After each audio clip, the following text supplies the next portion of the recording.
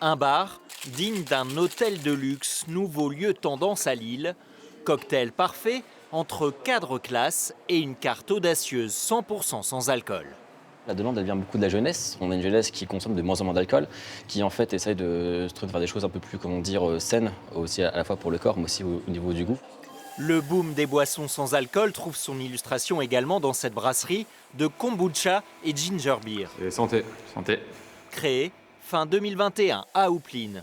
Des boissons ancestrales revenues à la mode.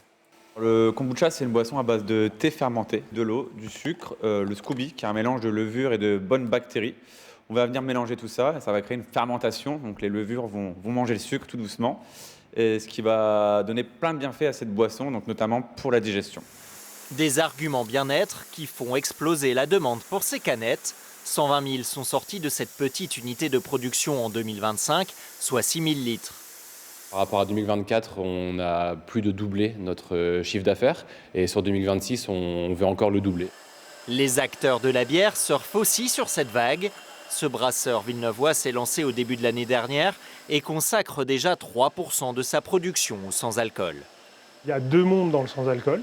Soit on désalcoolise une bière qu'on a fait de manière classique qui contient l'alcool, on retire son alcool. Alors que nous, ici, on a mis en œuvre en fait, une levure qui n'en fait pas et qui, par contre, fait énormément d'aromatiques, d'arômes fermentaires. Avec l'idée de ne pas proposer de base une simple blonde classique, la gamme sans alcool va même prochainement s'élargir. 3 recettes pour varier les plaisirs.